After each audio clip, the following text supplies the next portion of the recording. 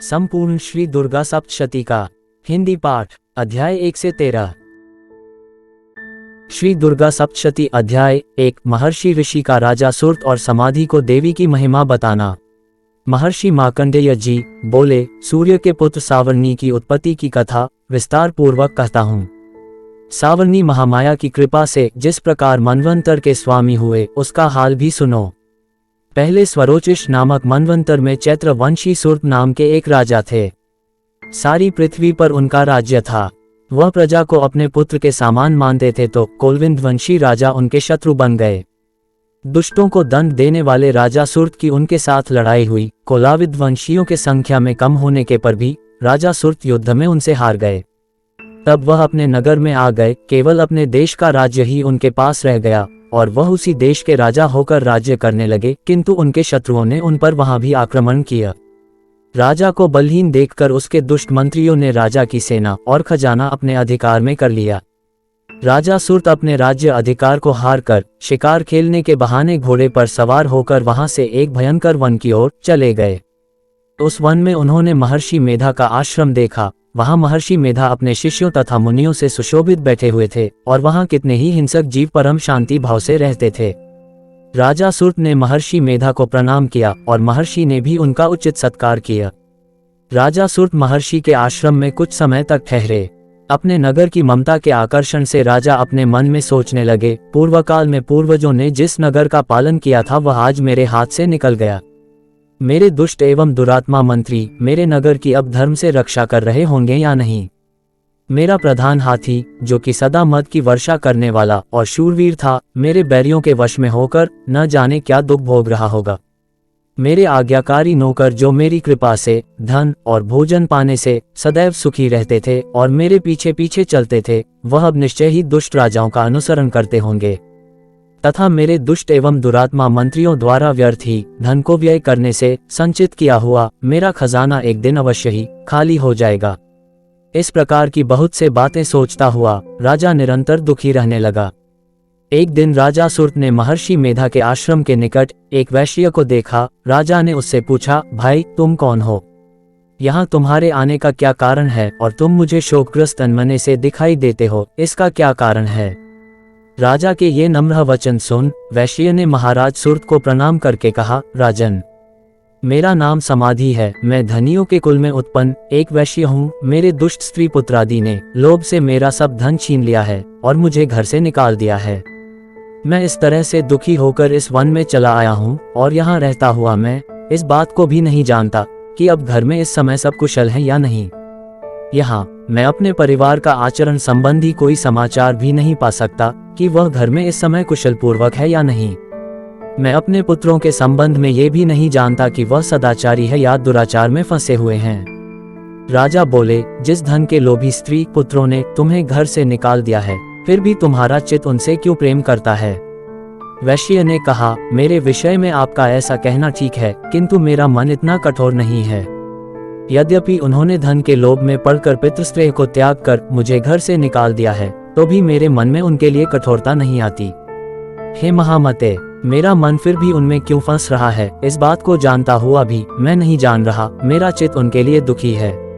मैं उनके लिए लंबी लंबी सांसें ले रहा हूँ। उन लोगों में प्रेम नाम को नहीं है, फिर भी ऐसे निस्नेहियों के लिए मेरा हृदय कठोर नहीं होता। महर्षि मार्कंडेय जी ने कहा, हे ब्राह्मण। इसके पश्चात महाराज सुर्त और वह वैश्य दोनों महर्षि मेधा के समीप गए और उनके साथ यथायोग्य न्याय संभाषण करके दोनों ने वार्ता आरंभ की। राजा बोले, हे भगवान, मैं आपसे एक बात पूछना चाहता हूँ, सो आप कृपा करके मुझे बताएं। मेरा मन मेरे अधीन नहीं है, इससे मैं बहुत दुखी हूँ। राज्य धनादिक की चिंता अभी तक मुझे बनी हुई है और मेरी यह ममता अज्ञानियों की तरह बढ़ती जा रही है। और यह समाधि नामक वैश्य भी अपनों से अपमानित होकर आया है। इसके स्वजनों ने भी इसे त्याग दिया है। स्वजनों से त्यागा हुआ भी यह उनसे हार्दिक प्रेम रखता है। इस तरह हम दोनों ही दुखी हैं। हे महाभाग, उन लोगों के अवगुणों को देखकर भी हम दोनों के मन में उनके लिए ममता जनित आकर्षण उत्पन्न हो रहा है। हमारे ज्ञान रहते हुए भी ऐसा क्यों है? अज्ञानी मनुष्यों की तरह हम दोनों में यह मूर्खता क्यों है? महर्षि मेधा ने कहा, विषम मार्ग का ज्ञान सब जंतुओं को है, सबों के लिए विषय पृथक पृथक होते हैं। कुछ प्राणी दिन में नहीं देखते और कुछ रात को, परंतु कई जीव ऐसे हैं जो दिन तथा रात दोनों में देख सकते हैं। ये सत्य है कि मनुष्यों में ज्ञान प्रधान है, किंतु केवल मनुष्य ही ज्ञानी नहीं होता, पशु पक्षी आदि भी ज्ञान रखते हैं। जैसे ये पशु पक्षी ज्ञानी है, वैसे ही मनुष्यों का भी ज्ञान है, और जो ज्ञान मनुष्यों में है वैसे ही पशु पक्षियों में है, तथा अन्य बातें भी दोनों में एक जैसी पाई जाती है। ज्ञान होने पर भी इन पक्षियों की ओर देखो कि अपने भूख से पीड़ित बच्चों की चोंच में कितने प्रेम से अन्न के दाने डालते हैं। हे राजन, ऐसे ही प्रेम मनुष्यों में अपनी संतान के प्रति पाया जाता है। लोभ के कारण अपने उपकार का बदला पाने के लिए मनुष्य पुत्रों की इच्छा करते हैं और इस प्रकार मोह के गड्ढे में गिरा करते हैं। भगवान श्रीहरि की जो माया है उसी से ये संसार मोहित हो रहा है। इससे आश्चर्य की कोई बात नहीं, क्योंकि वह भगवान विष्णु की योग निद्रा है। यह माया ही है जिसके कारण संसार मोह में जकड़ा हुआ है। यही महामाया भगवती देवी ज्ञानियों के चित्त को बलपूर्वक खींचकर मोह में डाल देती है और उसी के द्वारा संपूर्ण जगत की उत्पत्ति होती है। यही भगवती देवी प्रसन्न होकर मनुष्य को मुक्ति प्रदान करती है। यही संसार के बंधन का कारण है तथा संपूर्ण ईश्वरों को भी स्वामिनी है। महाराज सूत ने पूछा, भगवान, वह देवी कौन सी है जिसको आप महामाया कहते हैं? हे ब्राह्मण, वह कैसे उत्पन्न हुई और उसका कार्य क्या है? उसके चरित्र कौन कौन से हैं? प्रभु, उसका जैसा प्रभाव हो, जैसा स्वरूप हो, वह सब ही कृपा कर मुझे से कहिए, मैं आपसे सुनना चाहता हूँ। महर्षि मेधा बोले, राजन, वह देवी तो नित्य स्वरूपा है, उसके द्वारा ये संसार रचा गया है। तब भी उसकी उत्पत्ति अनेक प्रकार से होती है, वह सब आप मुझे सुनो। वह देवताओं का कार्य सिद्ध करने के लिए प्रकट होती है, उस समय वह उत्पन्न हुई कहलाती है। संसार को जलमय करके जब भगवान विष्णु योग निद्रा का आश्रय लेकर शेषशय्या पर सो रहे थे, तब मधु केटभ नाम के दो असुर उनके कानों के मैल से प्रकट हुए और वे श्री ब्रह्मा जी को मारने के लिए तैयार हो गए। श्री ब्रह्मा जी ने जब उन दोनों को अपनी ओर आते देखा और यह भी देखा कि भगवान विष्णु योग निद्रा का आश्रय लेकर सो रहे हैं, तो वह उस समय श्री भगवान को जगाने के लिए उनके नेत्रों में निवास करने वाली योग निद्रा की स्तुति करने लगे। श्री ब्रह्मा जी ने कहा, हे देवी, तुम ही स्वाहा, तुम ही स्वधा और तुम ही वशकार हो। स्वर भी तुम्हारा ही स्वरूप है, तुम ही जीवन देने वाली सुधा हो। नित्य अक्षर प्रणव में अकार, ओकार, मकार इन तीनों मात्राओं के रूप में तुम ही स्थित हो। इनके अतिरिक्त जो बिंदुपथ अर्ध मात्रा है, जिसका कि विशेष रूप से उच्चारण नहीं किया जाता है, हे देवी, वह भी तुम ही हो। संध्या, सावित्री तथा परम जननी तुम ही हो। तुम इस विश्व को धारण करने वाली हो, तुमने ही इस जगत की रचना की है और तुम ही इस जगत की पालन करने वाली हो। तुम ही कल्प के अंत में सबका भक्षण करने वाली हो। हे देवी, जगत की उत्पत्ति के समय तुम सृष्टि रूपा होती हो, पालन काल में स्थिति रूपा हो और कल्प के अंत में संहार रूपा रूप धारण कर लेती हो। श्री ईश्वरी और बोध स्वरूपा बुद्धि भी तुम ही हो। लज्जा, पुष्टि, तुष्टि, शांति और क्षमा भी तुम ही हो। तुम खड्ग धारिणी, शूल धारिणी तथा गदा, चक्र, शंख और धनुष को धारण करने वाली हो। बाण, भुषंडी और परिध ये भी तुम्हारे ही अस्त्र हैं। तुम सौम्य और सौम्यतर हो। यही नहीं, बल्कि जितनी भी सौम्य तथा सुंदर वस्तुएं इस संसार में हैं, उन सबसे बढ़कर सुंदर तुम हो। परा और अपरा, सबसे परे रहने वाली सुंदर तुम ही हो। हे सर्वस्वरूपे देवी, जो भी सत असत पदार्थ हैं और उनमें जो शक्ति है, वह तुम ही हो। ऐसी अवस्था में भला तुम्हारी स्तुति कौन कर सकता है? इस संसार का सृष्टि, पालन और संहार करने वाले जो भगवान हैं, उनको भी जब तुमने निद्रा के वशीभूत कर दिया है, तो फिर तुम्हारी स्तुति कौन कर सकता है?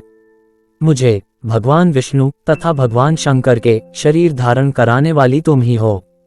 तुम्हारी स्तुति करने की शक्ति किसमें है?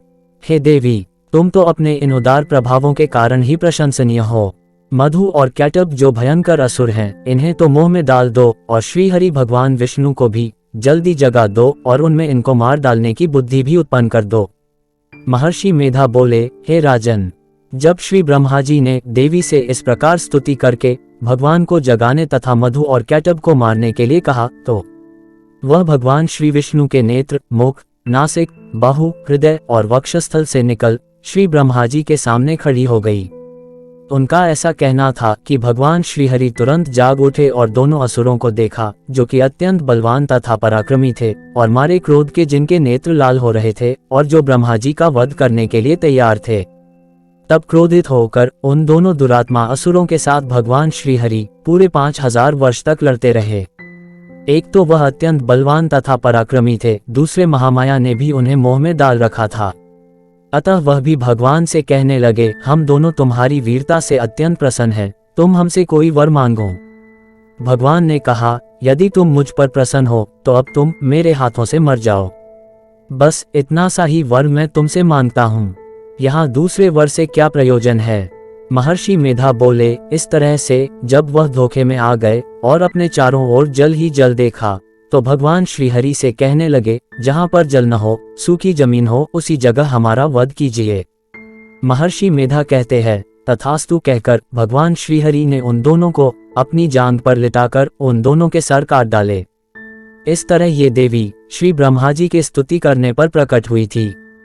अब तुमसे उनके प्रभाव का वर्णन करता हूँ, सो सुनो। दुर्गा सप्तशती का पहला अध्याय समाप्त। श्री दुर्गा सप्तशती अध्याय 2, देवताओं के तेज से देवी का प्रादुर्भाव और महिषासुर की सेना का वध। महर्षि मेधा बोले, प्राचीन काल में देवताओं और असुरों में पूरे 100 वर्षों तक घोर युद्ध हुआ था।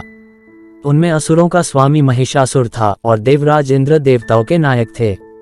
इस युद्ध में देवताओं की सेना परास्त हो गई थी और इस प्रकार संपूर्ण देवताओं को जीत महिषासुर इंद्र बन बैठा था। युद्ध के पश्चात हारे हुए देवता प्रजापति श्री ब्रह्मा को साथ लेकर उस स्थान पर पहुंचे जहां पर कि भगवान शंकर विराजमान थे। देवताओं ने अपनी हार का सारा वृतांत भगवान श्री विष्णु और शंकर जी से कह सुनाया। वे कहने लगे, हे प्रभु, महिषासुर सूर्य, इंद्र, अग्नि, वायु, चंद्रमा, यम, वरुण तथा अन्य देवताओं के सब अधिकार छीनकर सबका अधिष्ठाता स्वयं बन बैठा है। उसने समस्त देवताओं को स्वर्ग से निकाल दिया है। वे अब मनुष्यों की तरह पृथ्वी पर विचर रहे हैं। दैत्यों की सारी करतूत हमने आपको सुना दी है और आपकी शरण में इसलिए आए हैं कि आप उनके वध का कोई उपाय सोचें। देवताओं की बातें सुनकर भगवान श्री विष्णु और शंकर जी को दैत्यों पर बड़ा गुस्सा आया।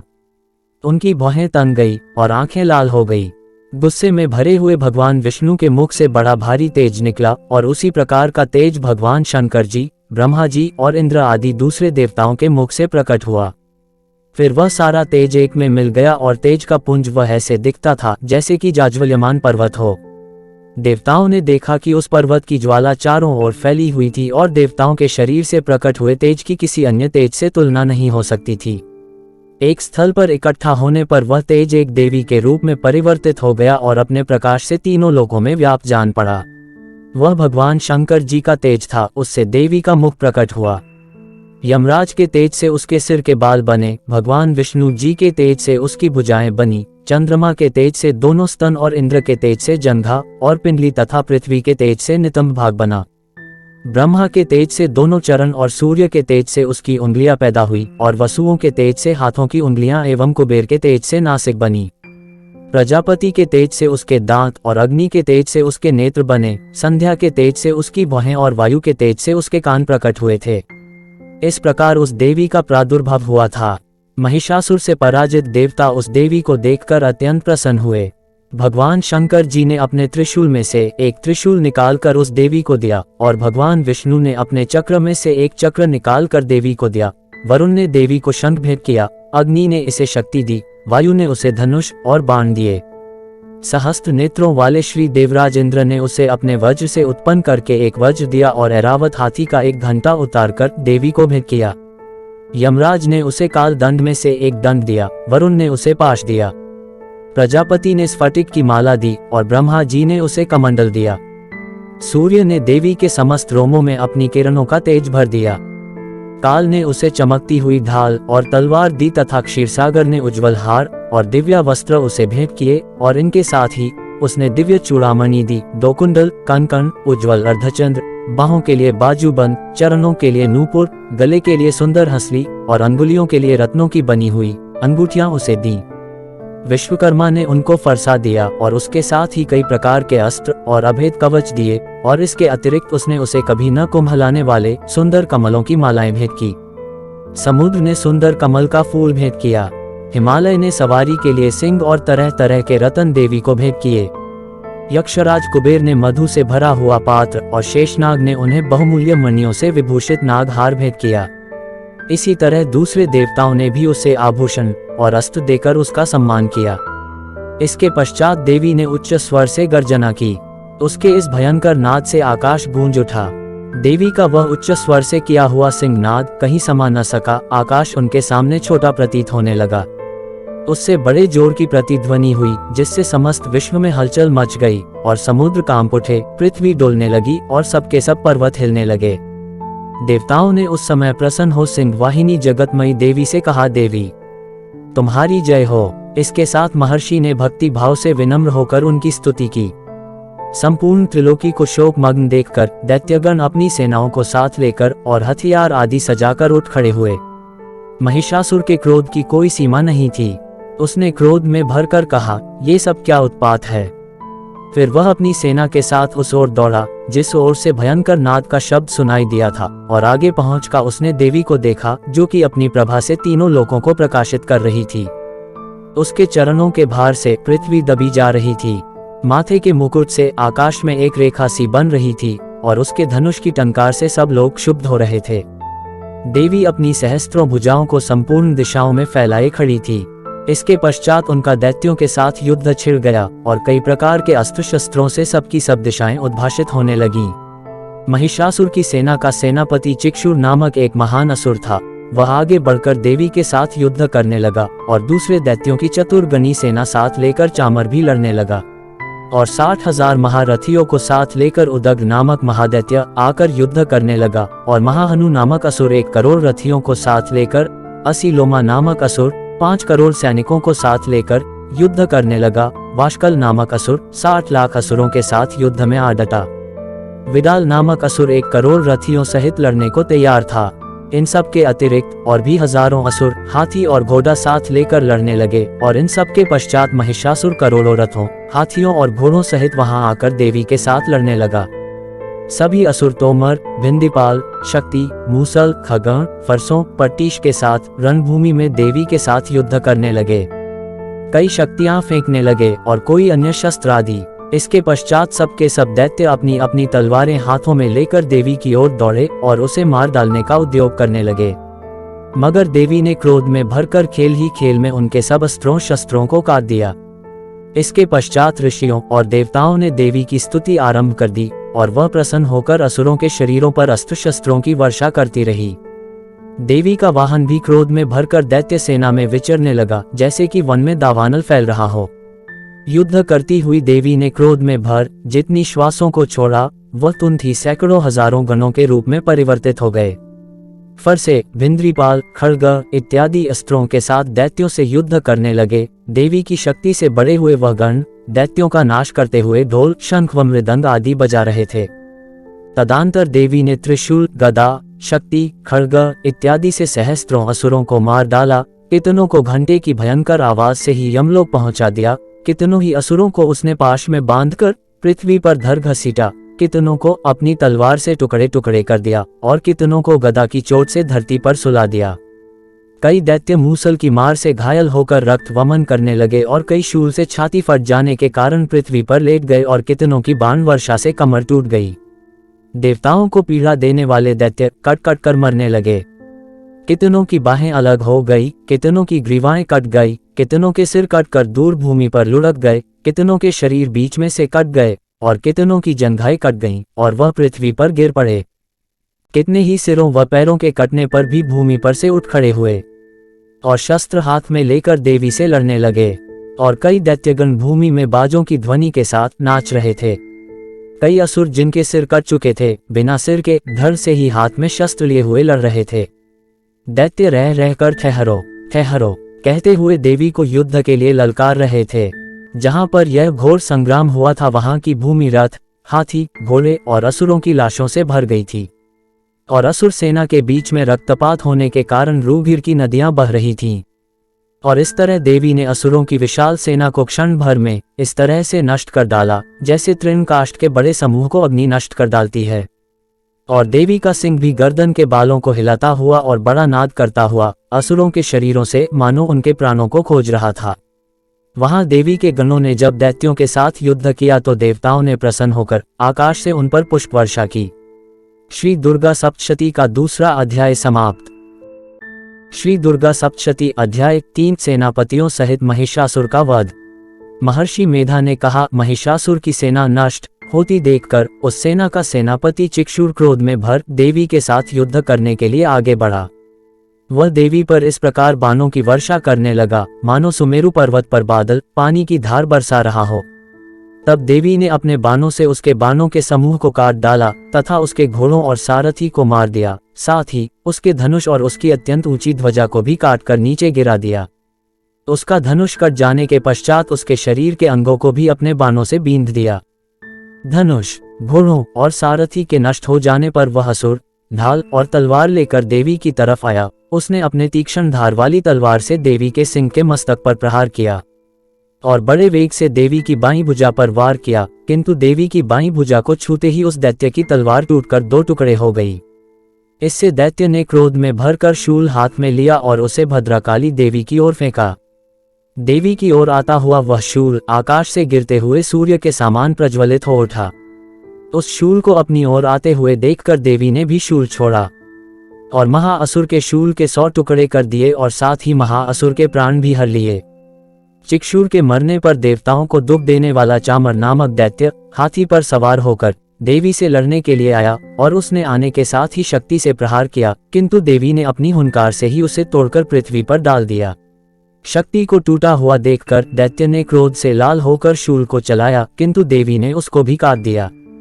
इतने में देवी का सिंह उछलकर हाथी के मस्तक पर सवार हो गया और दैत्य के साथ बहुत ही तीव्र युद्ध करने लगा। फिर वह दोनों लड़ते हुए हाथी पर से पृथ्वी पर आ गिरे और दोनों बड़े क्रोध से लड़ने लगे। फिर सिंह बड़े जोर से आकाश की ओर उछला और जब पृथ्वी की ओर आया तो अपने पंजे से चामर के सिर को धड़ से अलग कर दिया। क्रोध में भरी हुई देवी ने शिला और वृक्ष आदि की चोटों से उदग्र को भी मार दिया। कराल को दांतों, मुक्कों और थप्पड़ों से चूर्ण कर डाला। क्रुद्ध हुई देवी ने गदा के प्रहार से उद्धत दैत्य को मार गिराया। भिंद्रीपाल से वाष्पकल को, बाणों से ताम्र अंधक को मौत के घाट उतार दिया। तीनों नेत्रों वाली परमेश्वरी ने त्रिशूल से उग्रास्य, उग्रवीर्य और महाहनु नमक राक्षसों को मार गिराया। उसने अपनी तलवार से विडाल नामक दैत्य का सिर काट डाला तथा अपने बाणों से दुधर्र और दुमुख राक्षसों को यमलोक को पहुंचा दिया। इस प्रकार जब महिषासुर ने देखा कि देवी ने मेरी सेना को नष्ट कर दिया है, तो वह भैंसे का रूप धारण कर देवी के गणों को दुख देने लगा। उन गणों में कितनों को उसने मुख के प्रहार से, कितनों को खुरों से, कितनों को पूंछ से, कितनों को सींगों से, बहुतों को दौड़ने के वेग से, अनेकों को सिंहनाद से, कितनों को चक्कर देकर और कितनों को श्वास वायु के झोंकों से पृथ्वी पर गिरा दिया। वह दैत्य इस प्रकार गणों की सेना को गिरा देवी के सिंह को मारने के लिए दौड़ा। इस पर देवी को बड़ा गुस्सा आया। उधर दैत्य भी क्रोध में भरकर धरती को खुरों से खोदने लगा तथा सींगों से पर्वतों को उखाड़ उखाड़ कर धरती पर फेंकने लगा और मुख से शब्द करने लगा। महिषासुर के वेग से चक्कर देने के कारण पृथ्वी क्षुब्ध होकर फटने लगी। उसकी पूंछ से टकराकर समुद्र चारों ओर फैलने लगा। हिलते हुए सींगों के आघात से मेघ खंड खंड हो गए और श्वास से आकाश में उड़ते हुए पर्वत फटने लगे। इस तरह क्रोध में भरे। इस प्रकार जब महिषासुर ने देखा कि देवी ने मेरी सेना को नष्ट कर दिया है, तो वह भैंसे का रूप धारण कर देवी के गणों को द्वैक देने लगा। उन गणों में कितनों को उसने मुख के प्रहार से, कितनों को खुरों से, कितनों को पूंछ से, कितनों को सींगों से, बहुतों को दौड़ने के वेग से, अनेकों को सिंहनाद से, कितनों को चक्कर देकर और कितनों को श्वास वायु के झोंकों से पृथ्वी पर गिरा दिया। वह दैत्य इस प्रकार गणों की सेना को गिरा देवी के सिंह को मारने के लिए दौड़ा। इस पर देवी को बड़ा गुस्सा आया। उधर दैत्य भी क्रोध में भरकर धरती को खुरों से खोदने लगा तथा सींगों से पर्वतों को उखाड़ उखाड़ कर धरती पर फेंकने लगा और मुख से शब्द करने लगा। महिषासुर के वेग से चक्कर देने के कारण पृथ्वी क्षुब्ध होकर फटने लगी। उसकी पूंछ से टकराकर समुद्र चारों ओर फैलने लगा। हिलते हुए सींगों के आघात से मेघ खंड खंड हो गए और श्वास से आकाश में उड़ते हुए पर्वत फटने लगे। इस तरह क्रोध में भरे राक्षस को देख चंडिका को भी क्रोध आ गया और वह उसके मारने के लिए क्रोध में भर गई। देवी ने पाश फेंककर दैत्य को बांध लिया और उसने बंध जाने पर दैत्य का रूप त्याग दिया और सिंह का रूप बना लिया। और ज्यों ही देवी उसका सिर काटने के लिए तैयार हुई कि उसने पुरुष का रूप बना लिया, जो कि हाथ में तलवार लिए हुए था। देवी ने तुरंत ही अपने बाणों के साथ उस पुरुष को उसकी तलवार ढाल सहित बींध डाला। इसके पश्चात वह हाथी के रूप में दिखाई देने लगा और अपने लंबी सूंड से देवी के सिंग को खींचने लगा और गर्जने लगा। देवी ने अपने तलवार से उसकी सूंड काट डाली। तब राक्षस ने एक बार फिर भैंसे का रूप धारण कर लिया और पहले की तरह चराचर जीवों सहित समस्त त्रिलोकी को व्याकुल करने लगा। इसके पश्चात क्रोध में भरी हुई देवी बारंबार उत्तम मधु का पान करने लगी और लाल लाल नेत्र करके हंसने लगी। उधर बल, वीर्य तथा मद से क्रोधित हुआ दैत्य भी गरजने लगा और अपने सींगों से देवी पर पर्वतों को फेंकने लगा। देवी अपने बाणों से उसके फेंके हुए पर्वतों को चूर्ण करती हुई बोली, ओ मूर्ख, जब तक मैं मधुपान कर रही हूँ तब तक तू गर्ज ले और इसके पश्चात मेरे हाथों तेरी मृत्यु हो जाने पर देवता गरजेंगे। महर्षि मेधा ने कहा। यों कहकर देवी उछलकर उस दैत्य पर जा चढ़ी और उसको अपने पैर से दबाकर शूल से उसके गले पर आघात किया। देवी के पैर से दबने पर भी दैत्य अपने दूसरे रूप से अपने मुख से बाहर होने लगा। अभी वह आधा ही बाहर निकला था कि दैत्य युद्ध करने लगा, तो देवी ने अपने तलवार से उसका सिर काट दिया। इसके पश्चात सारी राक्षस सेना हाहाकार करती हुए वहां से भाग खड़ी हुई और सब देवता अत्यंत प्रसन्न हुए तथा ऋषियों महर्षियों सहित देवी की स्तुति करने लगे। गंधर्वराज गान करने तथा अप्सराएं नृत्य करने लगी। दुर्गा सप्तशती का तीसरा अध्याय समाप्त। श्री दुर्गा सप्तशती अध्याय 4। इंद्रादि देवताओं द्वारा देवी की स्तुति। महर्षि मेधा बोले, देवी ने जब पराक्रमी दुरात्मा महिषासुर को मार गिराया और असुरों की सेना को भी मार दिया, तब इंद्रादि समस्त देवता अपने सिर तथा शरीर को झुकाकर भगवती की स्तुति करने लगे, जिस देवी ने अपनी शक्ति से यह जगत व्याप्त किया है और जो संपूर्ण देवताओं तथा महर्षियों की पूजनीय है। उस अंबिका को हम भक्तिपूर्वक नमस्कार करते हैं। वह हम सब का कल्याण करे। जिस अतुल प्रभाव और बल का वर्णन भगवान विष्णु, शंकर और ब्रह्मा जी भी नहीं कर सके, वही चंडिका देवी इस संपूर्ण जगत का पालन करे और अशुभ भय का नाश करे। पुण्यात्माओं के घरों में तुम स्वयं लक्ष्मी रूप हो और पापियों के घरों में तुम अलक्ष्मी रूप हो और सत्कुल में उत्पन्न होने वालों के लिए तुम लज्जा रूप होकर उनके घरों में निवास करती हो। हम उस दुर्गा भगवती को नमस्कार करते हैं। हे देवी, इस विश्व का पालन करो। हे देवी, हम तुम्हारे अचिंत्य रूप का किस प्रकार वर्णन करें। असुरों का नाश करने वाली भारी पराक्रम तथा समस्त देवताओं और दैत्यों के विषय में जो तुम्हारा पवित्र चरित्र है, उनको हम किस प्रकार वर्णन करें। हे देवी, त्रिगुणात्मिका होने पर भी तुम संपूर्ण जगत की उत्पत्ति का कारण हो। हे देवी, भगवान विष्णु, शंकर आदि किसी भी देवता ने तुम्हारा पार नहीं पाया। तुम सक्रिय आश्रय हो। ये संपूर्ण जगत तुम्हारा ही अंश रूप है, क्योंकि तुम सक्रिय आदिभूत प्रकृति हो। हे देवी, तुम्हारे जिस नाम के उच्चारण से संपूर्ण यज्ञों में सब देवता तृप्ति लाभ करते हैं, वह स्वाहा तुम ही हो। इसके अतिरिक्त तुम पितरों की तृप्ति का कारण हो, इसलिए सब आपको स्वधा कहते हैं। हे देवी, वह विद्या जो मोक्ष की देने वाली हो, जो अचिंत्य महाज्ञान स्वरूपा है, तत्वों के सार को वश में करने वाले, संपूर्ण दोषों को दूर करने वाले, मोक्ष की इच्छा करने वाले मुनिजन जिसका अभ्यास करते हैं, वह तुम ही हो। तुम वाणी रूप हो और दोष रहित ऋग तथा यजुर्वेदों की एवं उद्गीत और सुंदर पदों के पथ वाले सामवेद की आश्रय रूप हो। तुम भगवती हो। इस विश्व की उत्पत्ति एवं पालन के लिए तुम वार्ता के रूप में प्रकट हुई हो और तुम संपूर्ण संसार की पीड़ा हरने वाली हो। हे देवी, जिससे सारे शास्त्रों को जाना जाता है, वह मेधा शक्ति तुम ही हो और दुर्गम भवसागर से पार करने वाली नौक भी तुम ही हो। लक्ष्मी रूप से विष्णु भगवान के हृदय में निवास करने वाली और भगवान महादेव द्वारा सम्मानित गौरी तुम ही हो। मंद मुस्कान वाले निर्मल पूर्ण चंद्रबिंब के समान और उत्तम सुवर्ण की मनोहर कांति से कामनीय तुम्हारे मुख को देखकर भी महिषासुर क्रोध में भर गया। ये बड़े आश्चर्य की बात है। और हे देवी, तुम्हारा यही मुख जब क्रोध से भर गया तो उदयकाल के चंद्रमा की भांति लाल हो गया और तनी हुई भौहों के कारण विकराल रूप हो गया। उसे देखकर भी महिषासुर के शीघ्र प्राण नहीं निकल गए। ये बड़े आश्चर्य की बात है। आपके कुपित मुख के दर्शन करके भला कौन जीवित रह सकता है। हे देवी, तुम हमारे कल्याण के लिए प्रसन्न हो। आपके प्रसन्न होने से इस जगत का अभ्युदय होता है और जब आप क्रोधित हो जाती हैं तो कितने ही कुलों का सर्वनाश हो जाता है। ये हमने अभी अभी जाना है कि जब तुमने महिषासुर की बहुत बड़े सेना को देखते देखते मार दिया, हे देवी, सदा अभ्युदय प्रताप देने वाली तुम, जिस पर प्रसन्न हो जाती हो वही देश में सम्मानित होते हैं। उनके धन यश की वृद्धि होती है, उनका धर्म कभी शिथिल नहीं होता है और यहाँ तक उन्हें अधिक पुत्र पुत्रियां और नौकर प्राप्त होते हैं। हे देवी, तुम्हारी कृपा से ही धर्मात्मा पुरुष प्रतिदिन श्रद्धा पूर्वक यज्ञ करता है और धर्मानुकूल आचरण करता है और उसके प्रभाव से स्वर्गलोक में जाता है, क्योंकि तुम तीनों लोकों में मनोवांछित फल देने वाली हो। हे माँ दुर्गे, तुम स्मरण करने पर संपूर्ण जीवों के भय नष्ट कर देती हो और स्थिर चित्त वालों के द्वारा चिंतन करने पर उन्हें और अत्यंत मंगल देती हो। हे दारिद्र दुख नाशिनी देवी, तुम्हारे सिवा दूसरा कौन है? तुम्हारा चित्त सदा दूसरों के उपकार में लगा रहता है। हे देवी, तुम शत्रुओं को इसलिए मारती हो कि उनके मरने से दूसरों को सुख मिलता है। वे चाहे नरक में जाने के लिए चिरकाल तक पाप करते रहे हों, किंतु तुम्हारे साथ युद्ध करके सीधे स्वर्ग को जाएं, इसलिए तुम उनका वध करती हो। हे देवी, क्या तुम दृष्टिपात मात्र से समस्त असुरों को भस्म नहीं कर सकती? अवश्य ही कर सकती हो, किंतु तुम्हारे शत्रुओं को शस्त्रों के द्वारा मरना इसलिए है कि शस्त्रों द्वारा मरकर वे स्वर्ग को जावें। इस तरह से देवी, उन शत्रुओं के प्रति भी तुम्हारा विचार उत्तम है। हे देवी, तुम्हारे उग्र खड्ग की चमक से और त्रिशूल की नोक की कांति की किरणों से असुरों की आंखें फूट नहीं गई। उसका कारण ये था कि वे किरणों से शोभायमान तुम्हारे चंद्रमा के समान आनंद प्रदान करने वाले सुंदर मुख को देख रहे थे।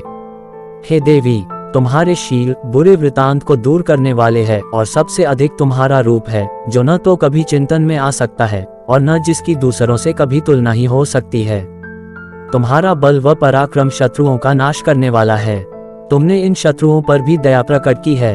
हे देवी, तुम्हारे बल की किसके साथ बराबरी की जा सकती है तथा शत्रुओं को भय देने वाला इतना सुंदर रूप भी और किसका है? हृदय में कृपा और युद्ध में निष्ठुरता, ये दोनों बातें तीनों लोकों में केवल तुम ही में देखने में आई हैं। हे माता, युद्ध भूमि में शत्रुओं को तुमने उन्हें स्वर्ग लोक में पहुंचाया है। इस तरह तीनों लोकों की तुमने रक्षा की है तथा उन उन्मत्त असुरों से जो हमें भय था उसको भी तुमने दूर किया है। तुमको हमारा नमस्कार है। हे देवी, तुम शूल तथा खड्ग से हमारी रक्षा करो तथा घंटे की ध्वनि और धनुष की टंकार से भी हमारी रक्षा करो। हे चंडिके, आप अपना शूल घुमाकर पूर्व, पश्चिम, उत्तर तथा दक्षिण दिशा में हमारी रक्षा करो। तीनों लोकों में जो तुम्हारे सौम्य रूप है तथा घोर रूप है, उनसे हमारी रक्षा करो तथा इस पृथ्वी की रक्षा करो।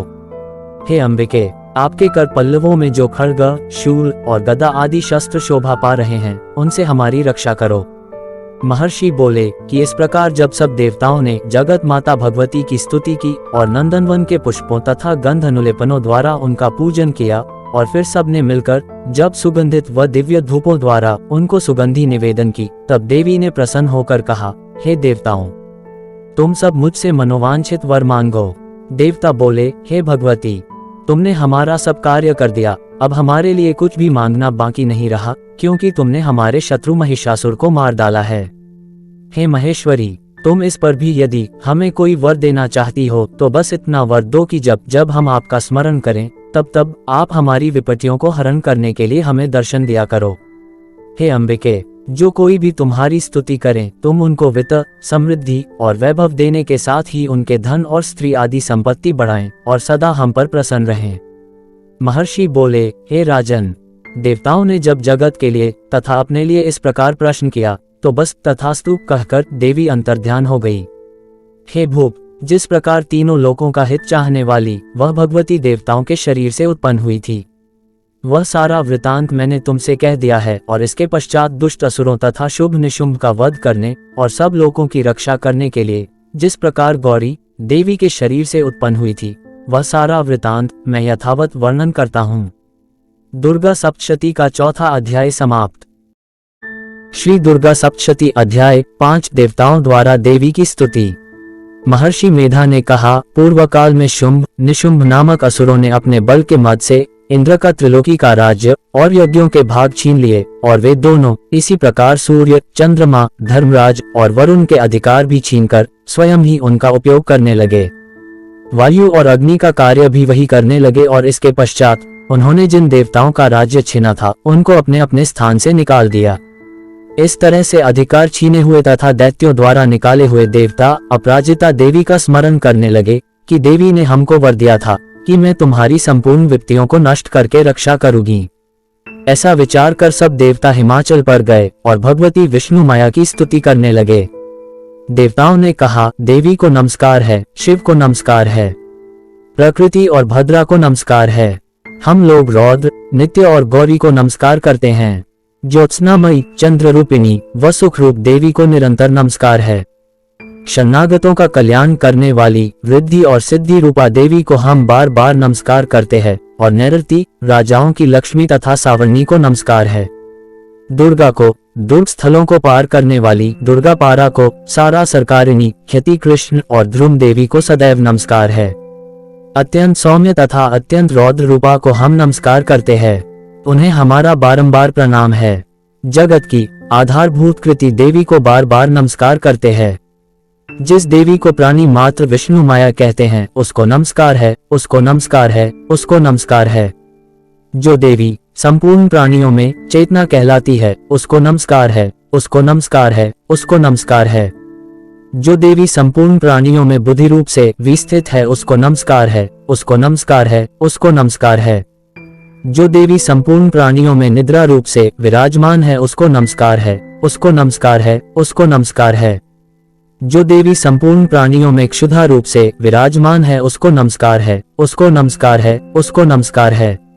जो देवी संपूर्ण प्राणियों में छाया रूप से स्थित उसको नमस्कार है, उसको नमस्कार है, उसको नमस्कार है।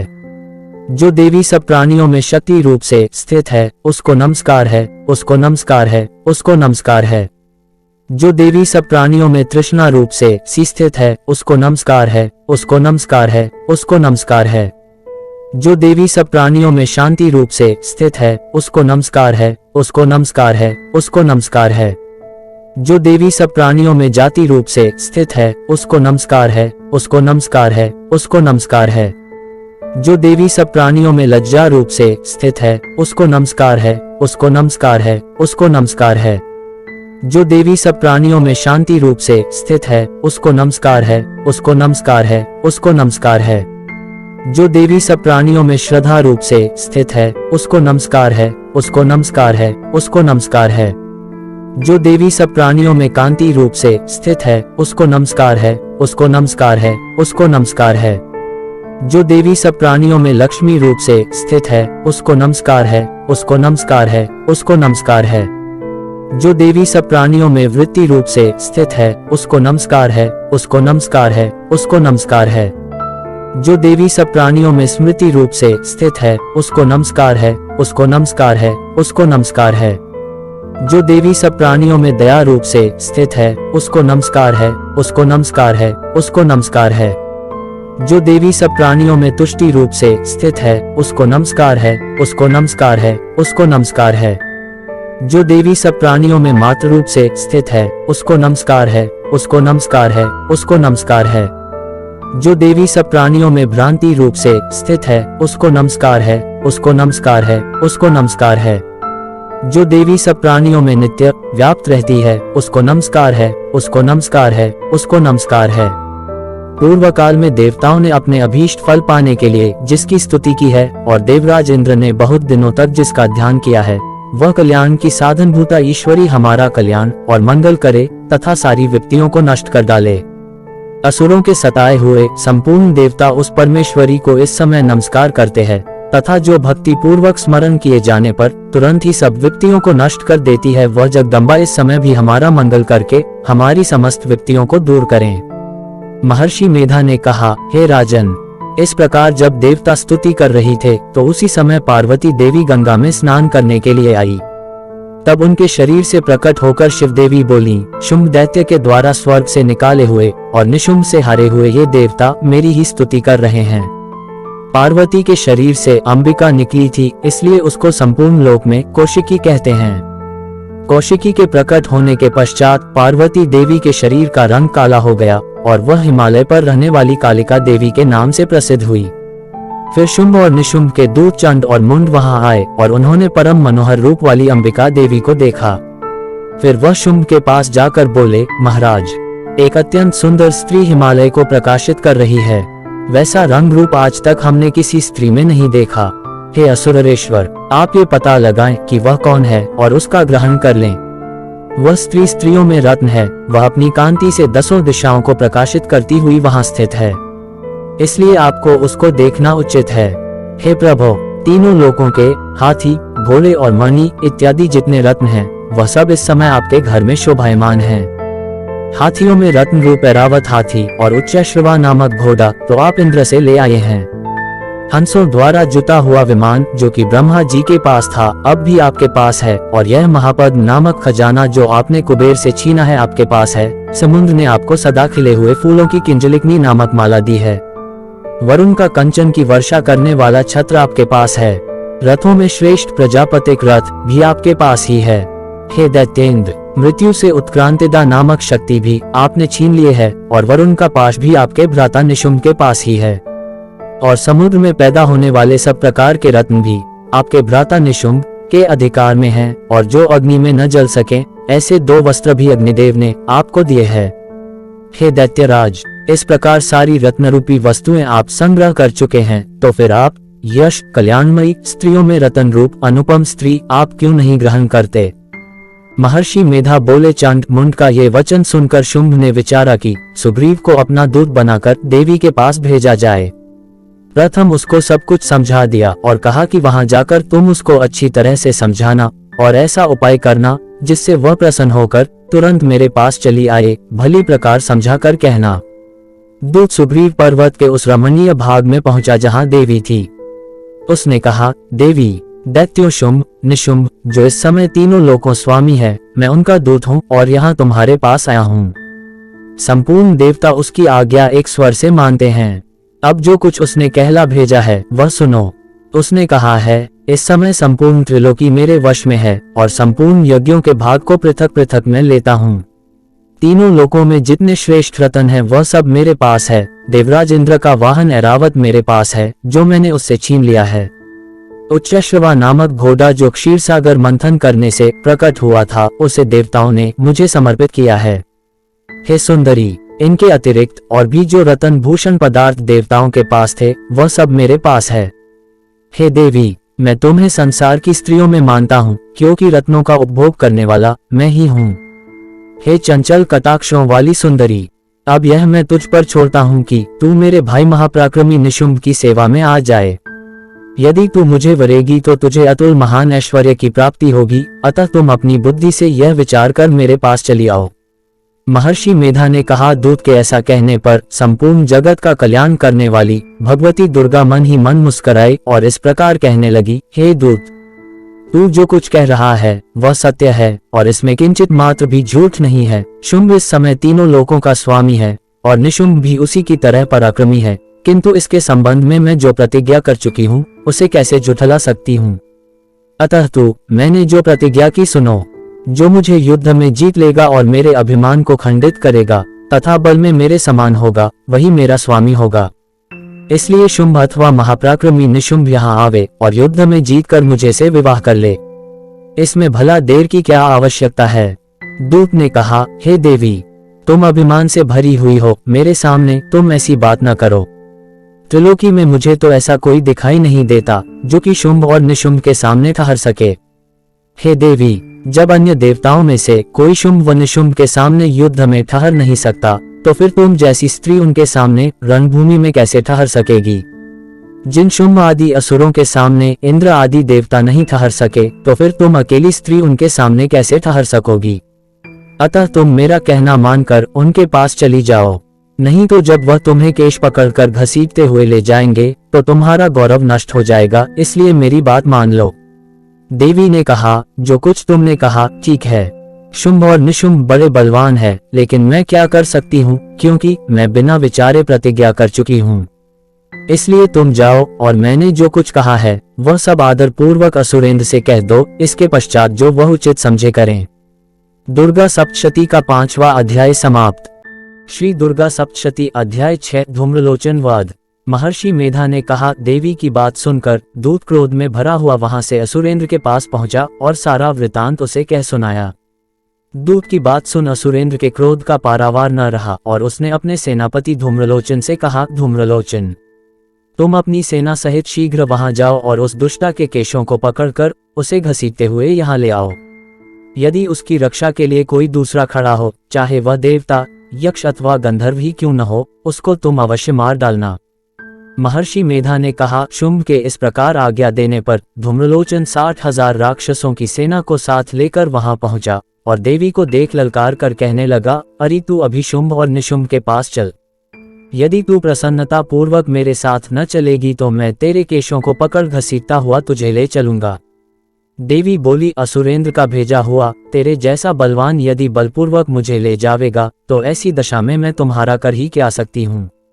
महर्षि मेधा ने कहा। ऐसा कहने पर धूम्रलोचन उसकी ओर लपका, किंतु देवी ने उसे अपनी हुंकार से ही भस्म कर डाला। ये देखकर असुर सेना क्रोधित होकर देवी की ओर बढ़ी, परंतु अंबिका ने उन पर तीखे बाणों, शक्तियां तथा फरसों की वर्षा आरंभ कर दी। इतने में देवी का वाहन भी अपनी ग्रीवा के बालों को झटकता हुआ और बड़ा भारी शब्द करता हुआ असुर सेना में कूद पड़ा। उसने कई असुर अपने पंजों से, कई अपने जबड़ों से और कई को धरती पर पटक कर अपनी दाढ़ी से घायल करके मार डाला। उसने कई असुरों के अपने नखों से पेट फाड़ डाले और कई असुरों का तो केवल थप्पड़ मारकर सिर धड़ से अलग कर दिया। कई असुरों की भुजाएं और सिर तोड़ डाले और गर्दन के बालों को हिलाते हुए उसने कई असुरों को पकड़कर उनके पेट फाड़कर उनका रक्त पी डाला। इस प्रकार देवी के उस महाबलवान सिंह ने क्षण भर में असुर सेना को समाप्त कर दिया। शुंभ ने जब ये सुना कि देवी ने धूम्रलोचनासुर को मार डाला है और उसके सिंह ने सारी सेना का संहार कर डाला है, तब उसको बड़ा क्रोध आया। उसके मारे क्रोध के होठ फड़कने लगे और उसने चंड और मुंड नामक महाअसुरों को आज्ञा दी, हे चंड, हे मुंड, तुम अपने साथ एक बड़ी सेना लेकर वहां जाओ और उस देवी के बाल पकड़कर उसे बांधकर तुरंत यहाँ ले आओ। यदि उसको यहाँ लाने में किसी प्रकार का संदेह हो तो अपनी सेना सहित उससे लड़ते हुए उसको मार डालो और जब वह दुष्टा और उसका सिंह दोनों मारे जावें तब भी उसको बांधकर यहाँ ले आना। दुर्गा सप्तशती का 6वां अध्याय समाप्त। श्री दुर्गा सप्तशती अध्याय 7 चंड और मुंड का वध। महर्षि मेधा ने कहा, दैत्य राज की आज्ञा पाकर चंड और मुंड चतुरंगिनी सेना को साथ लेकर हथियार उठाए हुए देवी से लड़ने के लिए चल दिए। हिमालय पर्वत पर पहुंचकर उन्होंने मुस्कुराती हुई देवी जो सिंह पर बैठी हुई थी देखा। जब असुर उनको पकड़ने के लिए तलवारें लेकर उनकी ओर बढ़े तब अंबिका को उन पर बड़ा क्रोध आया और मारे क्रोध के उनका मुख काला पड़ गया, उनकी भृकुटियां चढ़ गई और उनके ललाट में से अत्यंत भयंकर तथा अत्यंत विस्तृत मुख वाली लाल आंखों वाली काली प्रकट हुई, जो कि अपने हाथों में तलवार और पाश लिए हुई थी। वह विचित्र खड्ग धारण किए हुए थी तथा चीते के चर्म की साड़ी एवं नर मुंडों की माला पहन रखी थी। उसका मांस सूखा हुआ था और शरीर केवल हड्डियों का ढांचा था और जो भयंकर शब्द से दिशाओं को पूर्ण कर रही थी। वह असुर सेना पर टूट पड़ी और दैत्यों का भक्षण करने लगी। वह पशुवर रक्षकों, अंकुशधारी महावतों, हाथियों पर सवार योद्धाओं और घंटा सहित हाथियों को एक हाथ से पकड़ पकड़ कर अपने मुंह में डाल रही थी और इसी प्रकार वह घोड़ों, रथों, सारथियों व रथों में बैठे हुए सैनिकों को मुंह में डालकर भयानक रूप से चबा रही थी। किसी के केश पकड़कर, किसी की गर्दन पकड़कर, किसी को पैरों से दबाकर और किसी दैत्य को छाती से मसलकर मार रही थी। वह दैत्य के छोड़े हुए बड़े बड़े अस्त्र शस्त्रों को मुंह में पकड़कर और क्रोध में भर उनको दांतों से पीस रही थी। उसने बड़े बड़े असुर भक्षण कर डाले, कितनों को रौंद डाला और कितनी उसकी मार के मारे भाग गए। कितनों को उसने तलवार से मार डाला, कितनों को अपने दांतों से समाप्त कर दिया और इस प्रकार से देवी ने क्षण भर में संपूर्ण दैत्य सेना को नष्ट कर दिया। ये देख महापराक्रमी चंड काली देवी की ओर लपका और मुंड ने भी देवी पर अपने भयानक बाणों की वर्षा आरंभ कर दी और अपने हजारों चक्र उस पर छोड़े। उस समय वह चमकते हुए बाण व चक्र देवी के मुख में प्रविष्ट हुए इस प्रकार दिख रहे थे जैसे मानो बहुत से सूर्य मेघों की घटा में प्रविष्ट हो रहे हो। इसके पश्चात भयंकर शब्द के साथ काली ने अत्यंत जोश में भरकर विकट अट्टहास किया। उसका भयंकर मुख देखा नहीं जाता था, उसके मुख में श्वेत दांतों की पंक्ति चमक रही थी। फिर उसने तलवार हाथ में लेकर शब्द कहकर चंड के ऊपर आक्रमण किया और उसके केश पकड़कर उसका सिर काटकर अलग कर दिया। चंड को मरा हुआ देखकर मुंड देवी की ओर लपका, परंतु देवी ने क्रोध में भरकर उसे भी अपनी तलवार से यमलोक पहुंचा दिया। चंड और मुंड को मरा हुआ देखकर उसकी बाकी बची हुई सेना वहां से भाग गई। इसके पश्चात काली चंड और मुंड के कटे हुए सिरों को लेकर चंडिका के पास गई और प्रचंड अट्टहास के साथ कहने लगी, हे देवी, चंड और मुंड दोनों को मारकर तुम्हें भेंट कर दिया है, अब शुंभ और निशुंभ का तुमको स्वयं वध करना है। महर्षि मेधा ने कहा, वहां लाए हुए चंड और मुंड के सिरों को देखकर कल्याणमयी चंडी ने काली से मधुर वाणी में कहा, हे देवी, तुम चूंकि चंड और मुंड को मेरे पास लेकर आई हो, अतः संसार में चामुंडा के नाम से तुम्हारी ख्याति होगी। दुर्गा सप्तशती का 7वां अध्याय समाप्त। श्री दुर्गा सप्तशती अध्याय 8 रक्त बीज वध। महर्षि मेधा ने कहा, चंड और मुंड नामक असुरों के मारे जाने से और बहुत सी सेना नष्ट हो जाने से असुरों के राजा प्रतापी शुंभ ने क्रोध युक्त होकर अपनी संपूर्ण सेना को युद्ध के लिए तैयार होने की आज्ञा दी। उसने कहा, अब उदायुध नामक 86 असुर सेनापति अपनी सेनाओं के साथ युद्ध के लिए जाए और कंबु नामक 84 सेनापति भी युद्ध के लिए जाए और कोटि वीर्य नामक 50 सेनापति और धौम्रकुल नाम के 100 सेनापति प्रस्थान करें। कालिक, दौड़हृद, मौर्य और कालकेय ये दैत्य भी मेरी आज्ञा से सजकर युद्ध के लिए कूच करें। भयानक शासन करने वाला असुरों का स्वामी शुंभ इस प्रकार आज्ञा देकर बहुत बड़ी सेना के साथ युद्ध के लिए चला। उसकी सेना को अपनी ओर आता देखकर चंडिका ने अपनी धनुष की टंकार से पृथ्वी और आकाश के बीच का भाग गूंजा दिया। हे राजन, इसके पश्चात देवी के सिंह ने दहाड़ना आरंभ कर दिया। दैत्यों के नाश के लिए और देवताओं के हित के लिए ब्रह्मा, शिव, कार्तिकेय, विष्णु तथा इंद्र आदि दैवीय शक्तियां, जो अत्यंत पराक्रम और बल से संपन्न थीं, उनके शरीर से निकलकर उसी रूप में चंडिका देवी के पास गई। जिस देवता का जैसा रूप था, जैसे आभूषण थे और जैसा वाहन था, वैसा ही रूप, आभूषण और वाहन लेकर उन देवताओं की शक्तियां दैत्यों से युद्ध करने के लिए आई। सबसे पहले हंस युक्त विमान पर बैठी हुई अक्षय सूत्र और कमंडल से सुशोभित ब्रह्मा जी की शक्ति उपस्थित हुई, जिसे ब्रह्मानी कहते हैं। वृषभ पर सवार होकर, हाथ में त्रिशूल लेकर, महानाग का कंकण पहनकर और चंद्ररेखा से भूषित होकर भगवान शंकर की शक्ति भी आई। कार्तिकेय जी की शक्ति रूपा जगदम्बिका उन्हीं का रूप धारण कर श्रेष्ठ मयूर पर आरूढ़ होकर हाथ में शक्ति लिए दैत्यों से युद्ध करने आईं। इसी प्रकार भगवान विष्णु की शक्ति गरुड़ पर विराजमान हो शंख, चक्र, गदा, शारंग धनुष तथा खड्ग हाथ में लिए वहां आई। अनुपम यज्ञ वराह का रूप धारण कर श्रीहरि की शक्ति वराह शरीर धारण करके उपस्थित हुई। नारसिंही शक्ति भी नरसिंह के समान शक्ति धारण कर वहां आई। उसकी गर्दन के झटकों से आकाश के तारे टूट पड़ते थे। इसी प्रकार देवराज इंद्र की शक्ति इंद्री भी ऐरावत के ऊपर सवार होकर आई। पश्चात इन देव शक्तियों से घिरे हुए भगवान शंकर ने चंडिका से कहा, मेरी प्रसन्नता के लिए तुम शीघ्र ही इन असुरों को मारो। इसके पश्चात देवी के शरीर में से अत्यंत उग्र रूप वाली और सैकड़ों गीदड़ियों के समान आवाज करने वाली चंडिका शक्ति प्रकट हुई। उस अपराजिता देवी ने धूमिल जटा वाले भगवान शंकर जी से कहा, है प्रभो, आप मेरी ओर से दूत बनकर शुंभ और निशुंभ के पास जाइए और उन अत्यंत गर्वीले दैत्यों से कहिए तथा उनके अतिरिक्त और भी जो दैत्य वहां युद्ध के लिए उपस्थित हो उनसे भी कहिए, जो तुम्हें अपने जीवित रहने की इच्छा हो तो त्रिलोकी का राज्य इंद्र को दे दो। देवताओं को उनका यज्ञ भाग मिलना आरंभ हो जाए और तुम पाताल को लौट जाओ, किंतु यदि बल के गर्व से तुम्हारी लड़ने की इच्छा हो तो फिर आ जाओ, तुम्हारे मांस से मेरी योगिनियां तृप्त होगी। चूंकि उस देवी ने भगवान शंकर को दूत के कार्य में नियुक्त किया था, इसलिए वह संसार में शिवदूती के नाम से विख्यात हुई। भगवान शंकर से देवी का संदेश पाकर उन दैत्यों के क्रोध का ठिकाना न रहा और जहां कात्यायनी विराजमान थी वे उस ओर बढ़े। तदांतर वे दैत्य अमर्ष में भरकर पहले ही देवी के ऊपर बाण शक्ति और रिष्ट आदि अस्त्रों की वर्षा करने लगे। तब देवी ने खेल खेल में धनुष की टंकार की और उससे छोड़े हुए बड़े बड़े बाण द्वारा दैत्यों के चलाए हुए बाण, शूल, शक्ति और फरसों को काट डाला। फिर काली उनके आगे होकर शत्रुओं को शूल के प्रहार से विदीर्ण करने लगी और खड्वांग से उनका कचूमर निकालती हुई रणभूमि में विचरने लगी। ब्रह्मानी भी जिस जिस ओर दौड़ती उसी ओर अपने कमंडलू का जल छिड़क कर दैत्यों के वीर्य व बल को नष्ट कर देती थी। और इसी प्रकार माहेश्वरी त्रिशूल से, वैष्णवी चक्र से और अत्यंत कोप वाली कौमारी जो कुमार कार्तिकेय की शक्ति थी अपनी शक्ति द्वारा असुरों को मार रही थी और इंद्री के वज्र के प्रहार से सैकड़ों दैत्य रक्त की नदियां बहाते हुए पृथ्वी पर सो गए।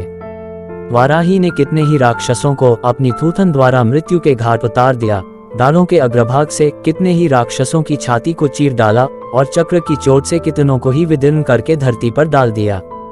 बड़े बड़े राक्षसों को नारसिंही अपने नखों से विदीर्ण करके भक्षण कर रही थी। शिवदूती के प्रचंड अट्टहास से कितने ही दैत्य भयभीत होकर पृथ्वी पर गिर पड़े और उनके गिरते ही वह उनको भक्षण कर गई।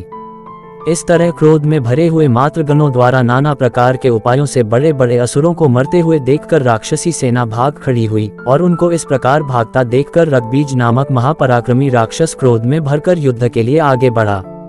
उसके शरीर से रक्त की बूंदें पृथ्वी पर जैसे ही गिरती थीं, तुरंत वैसे ही शरीर वाला तथा वैसा ही बलवान दैत्य पृथ्वी से उत्पन्न हो जाता था।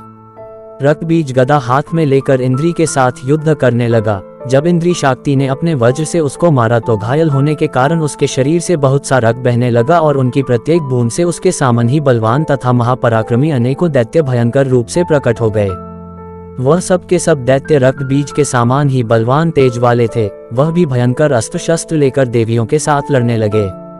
जब इंद्री के वज्र प्रहार से उनके मस्तक पर चोट लगी और रक्त बहने लगा तो उससे हजारों हजारों पुरुष उत्पन्न हो गए।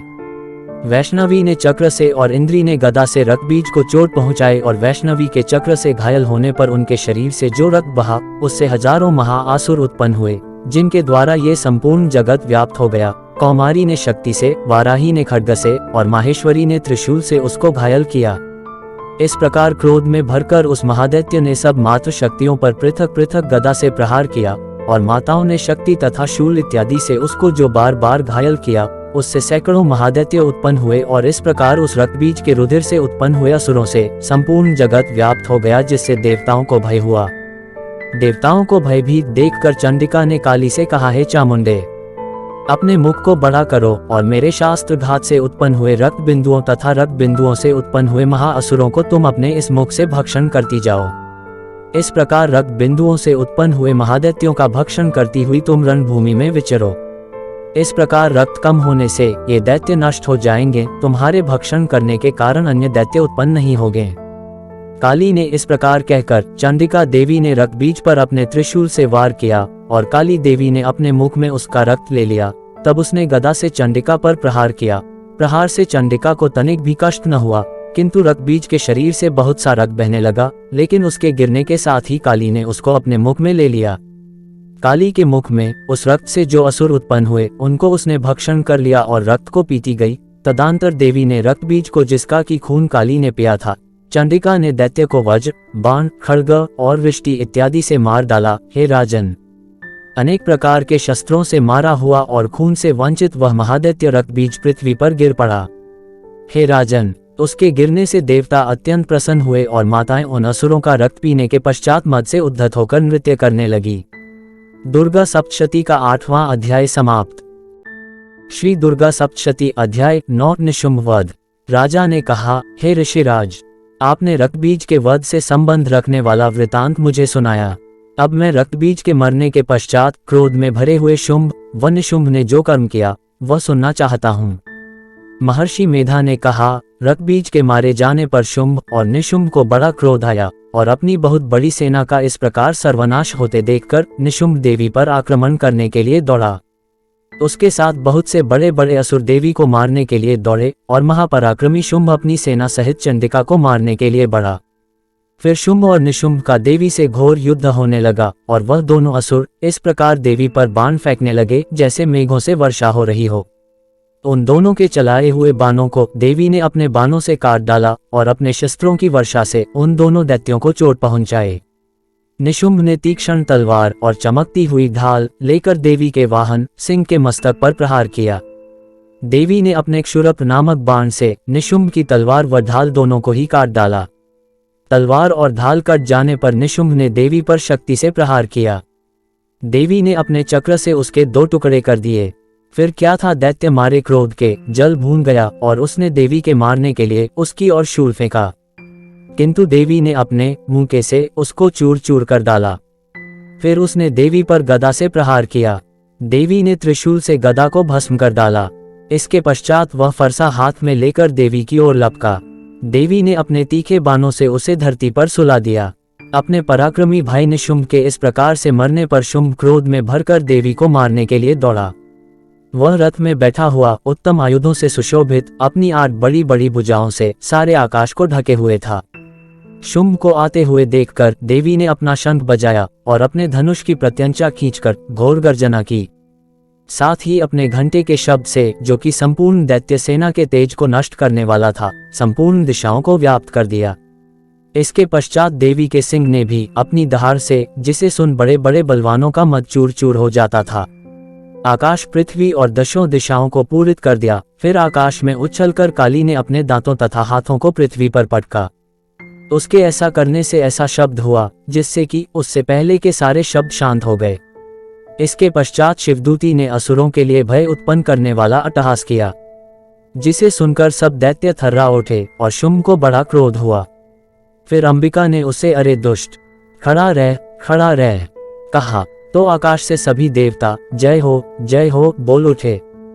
शुंभ ने वहां आकर ज्वालाओं से युक्त एक अत्यंत भयंकर शक्ति छोड़ी, जिसे आते देखकर देवी ने उसे अपनी महोल्का नामक शक्ति से काट डाला। हे राजन, फिर शुंभ के सिंह नाद से तीनों लोक व्याप्त हो गए और उसकी प्रतिध्वनि से ऐसा घोर शब्द हुआ जिसने इससे पहले के सब शब्दों को जीत लिया। शुंभ के छोड़े बाणों को देवी ने और देवी के छोड़े बाणों को शुंभ ने अपने बाणों से काट सैकड़ों और हजारों टुकड़ों में परिवर्तित कर दिए। इसके पश्चात जब चंडिका ने क्रोध में भर शुंभ को त्रिशूल से मारा तो वह मूर्छित होकर पृथ्वी पर गिर पड़ा। जब उसकी मूर्छा दूर हुई तो वह धनुष लेकर आया और अपने बाणों से उसने देवी काली तथा सिंह को घायल कर दिया। फिर उस राक्षस ने 10,000 भुजाएं धारण करके चक्रादि आयुधों से देवी को आच्छादित कर दिया। तब भगवती ने कुपित होकर अपने बाणों से उन चक्रों तथा बाणों को काट डाला। ये देखकर निशुंभ हाथ में गदा लेकर चंडिका को मारने के लिए दौड़ा। उसके आते ही देवी ने तीक्ष्ण धार वाले शास्त्र से उसकी गदा को काट डाला। उसने फिर त्रिशूल हाथ में लिया। देवताओं को दुखी करने वाले निशुंभ को त्रिशूल हाथ में लिए हुए आता देखकर चंडिका ने अपने शूल से उसकी छाती पर प्रहार किया और उसकी छाती को चीर डाला। शूल विदीर्ण हो जाने पर उसकी छाती में से एक उस जैसा ही महापराक्रमी दैत्य ठहर जा कहता हुआ निकला। उसको देखकर देवी ने बड़े जोर से ठहाका लगाया। अभी वह निकलने भी नहीं पाया था कि उसका सिर अपनी तलवार से काट डाला। सिर के कटने के साथ ही वह पृथ्वी पर गिर पड़ा। तदांतर सिंह दहाड़ कर असुरों का भक्षण करने लगा और काली शिवदूती भी राक्षसों का रक्त पीने लगी। कौमारी की शक्ति से कितने ही महादैत्य नष्ट हो गए। ब्रह्मा जी के कमंडल के जल से कितने ही असुर समाप्त हो गए। कई दैत्य माहेश्वरी के त्रिशूल से विदीर्ण होकर पृथ्वी पर गिर पड़े और कई वाराही के प्रहारों से छिन्न भिन्न होकर धराशायी हो गए। वैष्णवी ने भी अपने चक्र से बड़े बड़े महापराक्रमियों का कचूमर निकालकर उन्हें यमलोक भेज दिया और ऐन्द्री से कितने ही महाबली राक्षस टुकड़े टुकड़े हो गए। कई दैत्य मारे गए, कई भाग गए, कितने ही काली शिवदूती और सिंह ने भक्षण कर लिए। दुर्गा सप्तशती का 9वां अध्याय समाप्त। श्री दुर्गा सप्तशती अध्याय 10 शुंभवध। महर्षि मेधा ने कहा, हे राजन, अपने प्यारे भाई को मरा हुआ तथा सेना को नष्ट हुआ देखकर क्रोध में भरकर दैत्यराज शुंभ कहने लगा, दुष्ट दुर्गे, तू अहंकार से गर्व मत कर, क्योंकि तू दूसरों के बल पर लड़ रही है। देवी ने कहा, हे दुष्ट, देख, मैं तो अकेली ही हूँ। इस संसार में मेरे सिवा दूसरा कौन है? ये सब मेरी शक्तियां हैं। देख, ये सब की सब मुझ में प्रविष्ट हो रही है। इसके पश्चात ब्रह्माणी आदि सब देवियां उस देवी के शरीर में लीन हो गई और देवी अकेली रह गई। तब देवी ने कहा, मैं अपनी ऐश्वर्य शक्ति से अनेक रूपों में यहाँ उपस्थित हुई थी। उन सब रूपों को मैंने समेट लिया है। अब अकेली ही यहाँ खड़ी हूँ, तुम भी यही ठहरो। महर्षि मेधा ने कहा। तब देवताओं तथा राक्षसों के देखते देखते तथा शुंभ से भयंकर युद्ध होने लगा। अंबिका देवी ने सैकड़ों अस्त्र शस्त्र छोड़े। उधर दैत्यराज ने भी भयंकर अस्त्रों का प्रहार आरंभ कर दिया। देवी के छोड़े हुए सैकड़ों अस्त्रों को दैत्य ने अपने अस्त्रों द्वारा काट डाला। इसी प्रकार शुंभ ने जो अस्त्र छोड़े उनको देवी ने अपनी भयंकर हुंकार के द्वारा ही काट डाला। दैत्य ने जब सैकड़ों बाण छोड़कर देवी को ढक दिया तो क्रोध में भरकर देवी ने अपने बाणों से उसका धनुष नष्ट कर डाला। धनुष कट जाने पर दैत्येंद्र ने शक्ति चलाई, लेकिन देवी ने उसे भी काट कर फेंक दिया। फिर दैत्येंद्र चमकती हुई ढाल लेकर देवी की ओर दौड़ा, किंतु जब वह देवी के समीप पहुंचा तो देवी ने अपने तीक्ष्ण बाणों से उसकी चमकने वाली ढाल को भी काट डाला। फिर दैत्येंद्र का घोड़ा मर गया, रथ टूट गया, सारथी मारा गया। तब वह भयंकर मुद्गर लेकर देवी पर आक्रमण करने के लिए चला, किंतु देवी ने अपने तीक्ष्ण बाणों से उसके मुद्गर को भी काट दिया। इस पर दैत्य ने क्रोध में भरकर देवी की छाती में बड़े जोर से एक मुक्का मारा तो देवी ने भी उसकी छाती में जोर से एक थप्पड़ मारा। थप्पड़ खाकर पहले तो दैत्य पृथ्वी पर गिर पड़ा, किंतु तुरंत ही वह उठ खड़ा हुआ। फिर वह देवी को पकड़कर आकाश की ओर उछला और वहां जाकर दोनों में युद्ध होने लगा, जो ऋषियों व देवताओं को आश्चर्य में डालने वाला था। देवी आकाश में दैत्य के साथ बहुत देर तक युद्ध करती रही, फिर देवी ने उसे आकाश में घुमाकर पृथ्वी पर गिरा दिया। दुष्टात्मा दैत्य पुनः उठकर देवी को मारने के लिए दौड़ा। तब उसको अपनी ओर आता हुआ देखकर देवी ने उसकी छाती विदीर्ण करके उसको पृथ्वी पर पटक दिया। देवी के त्रिशूल से घायल होने पर उस दैत्य के प्राण पखेरु उड़ गए और उसके मरने पर समुद्र, द्वीप, पर्वत और पृथ्वी सब कांपने लग गए। तदंतर उस दुष्टात्मा के मरने से संपूर्ण जगत प्रसन्न व स्वस्थ हो गया तथा आकाश निर्मल हो गया। पहले जो उत्पात सूचक मेघ और उल्कापात होते थे वह सब शांत हो गए। उसके मारे जाने पर नदियां अपने ठीक मार्ग से बहने लगीं। संपूर्ण देवताओं का हृदय हर्ष से भर गया और गंधर्व गण सुंदर गान गाने लगीं। दूसरे गंधर्व बाजे बजाने लगे और अप्सराएं नाचने लगीं। पवित्र वायु बहने लगी, सूर्य की कांति स्वच्छ हो गई। यज्ञशालाओं की बुझी हुई अग्नि अपने आप प्रज्वलित हो उठी तथा चारों दिशाओं में शांति फैल गई। दुर्गा सप्तशती का 10वां अध्याय समाप्त। श्री दुर्गा सप्तशती अध्याय 11। देवताओं का देवी की स्तुति करना और देवी का देवताओं को वरदान देना। महर्षि मेधा कहते हैं, दैत्य के मारे जाने पर इंद्रादि देवता अग्नि को आगे करके कात्यायनी देवी की स्तुति करने लगे। उस समय अभीष्ट की प्राप्ति के कारण उनके मुख खिले हुए थे। देवताओं ने कहा, हे शरणागतों के दुख दूर करने वाली देवी, तुम प्रसन्न हो। हे संपूर्ण जगत की माता, तुम प्रसन्न हो। विश्वेश्वरी, तुम विश्व की रक्षा करो, क्योंकि तुम इस चर और अचर की ईश्वरी हो। हे देवी, तुम संपूर्ण जगत की आधार रूप हो, क्योंकि तुम पृथ्वी रूप में भी स्थित हो और अत्यंत पराक्रम वाली देवी हो।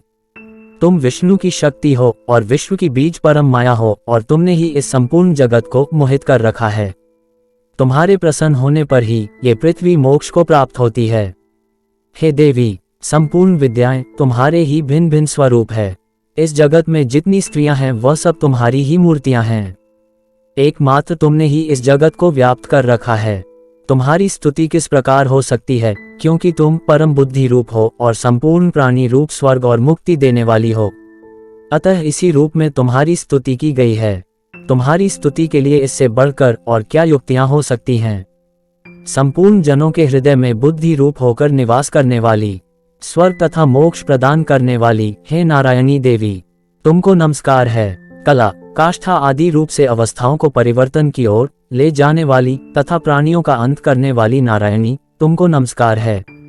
हे नारायणी, संपूर्ण मंगलों के मंगल रूप वाली। हे शिवे, संपूर्ण प्रयोजनों को सिद्ध करने वाली। हे शरणागत वत्सला, 3 नेत्रों वाली गौरी, तुमको नमस्कार है। सृष्टि, स्थिति तथा संहार की शक्तिभूता सनातनी देवी, गुणों का आधार तथा सर्व सुखमयी नारायणी, तुमको नमस्कार है। हे शरण में आए हुए शरणागतों दीन दुखियों की रक्षा में तत्पर, संपूर्ण पीड़ाओं को हरने वाली है नारायणी, तुम हंसों से जुटे हुए विमान पर बैठती हो तथा कुश से अभिमंत्रित जल छिड़कती रहती हो, तुम्हें नमस्कार है। माहेश्वरी रूप से त्रिशूल, चंद्रमा और सर्पों को धारण करने वाली हे महावृषभ वाहन वाली नारायणी, तुम्हें नमस्कार है। मोरों तथा कुक्कुटों से घिरी रहने वाली महाशक्ति को धारण करने वाली हे कौमारी रूपधारिणी निष्पाप नारायणी, तुम्हें नमस्कार है। हे शंख, चक्र, गदा और शांग धनुष रूप आयुधों को धारण करने वाली वैष्णवी शक्ति रूपा नारायणी, तुम हम पर प्रसन्न हो, तुम्हें नमस्कार है। हे दांतों पर पृथ्वी धारण करने वाली वराह रूपिणी कल्याणमयी नारायणी, तुम्हें नमस्कार है। हे उग्र नरसिंह रूप से दैत्यों को मारने वाली त्रिभुवन की रक्षा में संलग्न रहने वाली नारायणी, तुम्हें नमस्कार है। हे मस्तक पर किरीट और हाथ में महावज्र धारण करने वाली, सहस्त्र नेत्रों के कारण उज्ज्वल वृत्रासुर के प्राण हरने वाली इंद्र शक्ति हे नारायणी, तुम्हें नमस्कार है। हे शिवदूती स्वरूप से दैत्यों के महामद को नष्ट करने वाली, हे घोर रूप वाली, हे विकराल मुख वाली, मुंडमाला से विभूषित मुंडमर्दिनी चामुंडा रूपा नारायणी, तुम्हें नमस्कार है। हे लक्ष्मी, लज्जा, महाविद्या, श्रद्धा, पुष्टि, स्वधा, ध्रुवा, महारात्रि तथा महाविद्या रूपा नारायणी, तुमको नमस्कार है। हे मेधा, सरस्वती, सर्वोत्कृष्ट, ऐश्वर्य रूपिणी, पार्वती, महाकाली, नियंता तथा ईशारूपिणी, नारायणी, तुम्हें नमस्कार है। हे सर्वस्वरूप, सर्वेश्वरी, सर्वशक्ति युक्त देवी, हमारी भय से रक्षा करो, तुम्हें नमस्कार है। हे कात्यायनी, तीनों नेत्रों से भूषित तेरा ये सौम्य मुख सब तरह के डरों से हमारी रक्षा करे, तुम्हें नमस्कार है। हे भद्राकाली, ज्वालाओं के समान भयंकर, अति उग्र एवं संपूर्ण असुरों को नष्ट करने वाला तुम्हारा त्रिशूल हमें भयों से बचाए, तुमको नमस्कार है। हे देवी, जो अपने शब्द से इस जगत को पूरित करके दैत्यों के तेज को नष्ट करता है, वह आपका घंटा इस प्रकार हमारी रक्षा करे जैसे कि माता अपने पुत्रों की रक्षा करती है। हे चंडिके, असुरों के रक्त और चर्बी से चर्चित जो आपकी तलवार है, वह हमारा मंगल करें, हम तुमको नमस्कार करते हैं। हे देवी, तुम जब प्रसन्न होती हो तो संपूर्ण रोगों को नष्ट कर देती हो, और जब रुष्ट हो जाती हो तो संपूर्ण वांछित कामनाओं को नष्ट कर देती हो, और जो मनुष्य तुम्हारी शरण में जाते हैं उन पर कभी विपत्ति नहीं आती, बल्कि तुम्हारी शरण में गए हुए मनुष्य दूसरों को आश्रय देने योग्य हो जाते हैं। अनेक रूपों से बहुत प्रकार की मूर्तियों को धारण करके इन धर्मद्रोही असुरों का तुमने संहार किया है, वह तुम्हारे सिवा और कौन कर सकता था। चतुर्दश विद्याएं, शतशास्त्र और चारों वेद तुम्हारे ही प्रकाश से प्रकाशित हैं, उनमें तुम्हारा ही वर्णन है, और जहाँ राक्षस, विषैले सर्प, शत्रुगण हैं, वहाँ और समुद्र के बीच में भी तुम साथ रहकर इस विश्व की रक्षा करती हो। हे विश्वेश्वरी, तुम विश्व का पालन करने वाली विश्वरूपा हो, इसलिए संपूर्ण विश्व को धारण करती हो। इसीलिए ब्रह्मा, विष्णु, महेश को भी वंदनीय हो। जो भक्ति पूर्वक तुमको नमस्कार करते हैं, वह विश्व को आश्रय देने वाले बन जाते हैं। हे देवी, तुम प्रसन्न हो और असुरों को मारकर जिस प्रकार हमारी रक्षा की है, ऐसे ही हमारे शत्रुओं से सदा हमारी रक्षा करती रहो। संपूर्ण जगत के पाप नष्ट कर दो, और पापों तथा उनके फल स्वरूप होने वाली महामारी आदि बड़े बड़े उपद्रवों को शीघ्र ही दूर कर दो। विश्व की पीड़ा दूर करने वाली देवी, शरण में पड़े हुओं पर प्रसन्न हो। त्रिलोक निवासियों की पूजनीय परमेश्वरी, हम लोगों को वरदान दो। देवी ने कहा, हे देवताओं, मैं तुमको वर देने के लिए तैयार हूँ। आपकी जैसी इच्छा हो वैसा वर मांगा लो, मैं तुमको दूंगी। देवताओं ने कहा, हे सर्वेश्वरी, त्रिलोकी की निवासियों की समस्त पीड़ाओं को तुम इसी प्रकार हारती रहो, और हमारे शत्रुओं को इसी प्रकार नष्ट करती रहो। देवी ने कहा, वैवस्वत मनवंतर के 28वें युग में 2 और महाअसुर शुंभ और निशुंभ उत्पन्न होंगे। उस समय मैं नंदगोप के घर से यशोदा के गर्भ से उत्पन्न होकर विंध्याचल पर्वत पर शुंभ और निशुंभ का संहार करूंगी। फिर अत्यंत भयंकर रूप से पृथ्वी पर अवतीर्ण व प्रचिति नामक दानवों का नाश करूंगी। उन भयंकर महाअसुरों का भक्षण करते समय मेरे दंत अनार के पुष्प के समान लाल हो गए। इसके पश्चात स्वर्ग में देवता और पृथ्वी पर मनुष्य मेरी स्तुति करते हुए मुझे रक्तदंतिका कहेंगे। फिर जब 100 वर्षों तक वर्षा न होगी तो मैं ऋषियों के स्तुति करने पर आयोनिज नाम से प्रकट होंगी और अपने 100 नेत्रों से ऋषियों की ओर देखूंगी। अतः मनुष्य शताक्षी नाम से मेरा कीर्तन करेंगे। उसी समय मैं अपने शरीर से उत्पन्न हुए प्राणों की रक्षा करने वाले शकों द्वारा सब प्राणियों का पालन करूंगी, और तब इस पृथ्वी पर शाकंभरी के नाम से विख्यात होंगी, और इसी अवतार में मैं दुर्गम नामक महाअसुर का भी वध करूंगी, और इससे मैं दुर्गा देवी के नाम से प्रसिद्ध होंगी। इसके पश्चात जब मैं भयानक रूप धारण करके हिमालय निवासी ऋषियों, महर्षियों की रक्षा करूंगी, तब भीमा देवी के नाम से मेरी ख्याति होगी। और जब फिर अरुण नामक असुर तीनों लोगों को पीड़ित करेगा, तब मैं असंख्य भ्रमरों का रूप धारण करके उस महादैत्य का वध करूंगी। तब स्वर्ग में देवता और मृत्यु लोक में मनुष्य मेरी स्तुति करते हुए मुझे भरामरी नाम से पुकारेंगे। इस प्रकार जब जब पृथ्वी राक्षसों से पीड़ित होगी, तब तब मैं अवतरित होकर शत्रुओं का नाश करूंगी। दुर्गा सप्तशती का 11वां अध्याय समाप्त। श्री दुर्गा सप्तशती अध्याय 12। देवी के चरित्रों के पथ का महात्म्य। देवी बोली, हे देवताओं, जो पुरुष इन स्तोत्रों द्वारा एकाग्रचित होकर मेरी स्तुति करेगा, उसके संपूर्ण कष्टों को निसंदेह हर लूंगी। मधु कैटब के नाश, महिषासुर के वध और शुंभ तथा निशुंभ के वध की जो मनुष्य कथा कहेंगे, मेरे महात्म्य को अष्टमी, चतुर्दशी व नवमी के दिन एकाग्रचित से भक्ति पूर्वक सुनेंगे, उनको कभी कोई पाप न लगेगा। पाप से उत्पन्न हुई विपत्ति भी उनको नहीं सताएगी, उनके घर में दरिद्रता न होगी और न ही उनको प्रियजनों का विछोह ही होगा। उनको किसी प्रकार का भय न होगा। इसीलिए प्रत्येक मनुष्य को भक्ति पूर्वक मेरे इस कल्याणकारक महात्म्य को सदा पढ़ना चाहिए। मेरा यह महात्म्य महामारी से उत्पन्न हुए संपूर्ण उपद्रवों को एवं तीनों प्रकार के उत्पातों को शांत कर देता है। जिस घर व मंदिर में या जिस स्थान पर मेरा ये स्तोत्र विधि पूर्वक पाठ होता है, उस स्थान का मैं कभी भी त्याग नहीं करती और वहां सदा ही मेरा निवास रखता है। पूजा, होम तथा महोत्सवों में मेरा ये चरित्र उच्चारण करना तथा सुनना चाहिए। ऐसा हवन या पूजन मनुष्य चाहे जानकर या बिना जाने कर, मैं उसे तुरंत ग्रहण कर लेती हूँ। और शरद काल में प्रत्येक वर्ष जो महापूजा की जाती है, उनमें मनुष्य भक्ति पूर्वक मेरा यह महात्म्य सुनकर सब विपत्तियों से छूट जाता है और धन, धान्य तथा पुत्रादि से संपन्न हो जाता है। और मेरे इस महात्म्य व कथाओं इत्यादि को सुनकर मनुष्य युद्ध में निर्भय हो जाता है और महामत्य के शरण करने वालों के शत्रु नष्ट हो जाते हैं तथा उन्हें कल्याण की प्राप्ति होती है और उनका कुल आनंदित हो जाता है। सब कष्ट शांत हो जाते हैं तथा भयंकर स्वप्न दिखाई देना तथा घरेलू दुख इत्यादि सब मिट जाते हैं। बाल ग्रहों में ग्रसित बालकों के लिए यह मेरा महात्म्य परम शांति का देने वाला है। मनुष्यों में फूट पड़ने पर यह भली भांति मित्रता करवाने वाला है। मेरा यह महात्म्य मनुष्यों को मेरी जैसी सामर्थ्य की प्राप्ति करवाने वाला है। पुष्प, अर्घ्य, धूप, गंध, दीपक इत्यादि सामग्रियों द्वारा पूजन करने से, ब्राह्मण को भोजन करा के, हवन करके, प्रतिदिन अभिषेक करके, नाना प्रकार के भोगों को अर्पण करके और प्रत्येक वर्ष दान इत्यादि करके जो मेरी आराधना की जाती है और उससे मैं जैसी प्रसन्न हो जाती हूँ, वैसी ही प्रसन्न मैं इस चरित्र के सुनने से हो जाती हूँ। यह महात्म्य श्रवण करने पर पापों को हर लेता है तथा आरोग्य प्रदान करता है। मेरे प्रादुर्भाव का कीर्तन दुष्ट प्राणियों से रक्षा करने वाला है, युद्ध का भय नहीं रहता। हे देवताओं, तुमने जो स्तुति की है अथवा ब्रह्मा जी ने जो मेरी स्तुति की है, वह मनुष्यों को कल्याणमयी बुद्धि प्रदान करने वाली है। वन में सूने मार्ग में अथवा दावानल से घिर जाने पर, वन में चोरों से घिरा हुआ या शत्रुओं द्वारा पकड़ा हुआ, जंगल में सिंहों से, व्याघ्रों से या जंगली हाथियों द्वारा पीछा किया हुआ, राजा के क्रोधित हो जाने पर मारे जाने के भय से, समुद्र में नाव के डगमगाने पर, भयंकर युद्ध में फंसा होने पर, किसी भी प्रकार से पीड़ित, घोर बाधाओं से घिरा हुआ मनुष्य मेरे इस चरित्र को स्मरण करने से संकट से मुक्त हो जाता है। मेरे प्रभाव से सिंह, चोर या शत्रु इत्यादि दूर भाग जाते हैं और पास नहीं आते।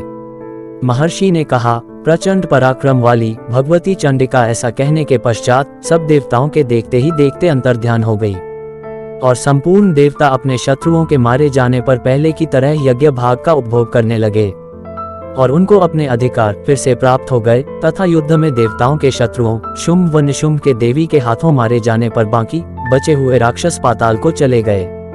हे राजन, इस प्रकार भगवती अंबिका नित्य होती हुई भी बार बार प्रकट होकर इस जगत का पालन करती है, इसको मोहित करती है, जन्म देती है और प्रार्थना करने पर समृद्धि प्रदान करती है।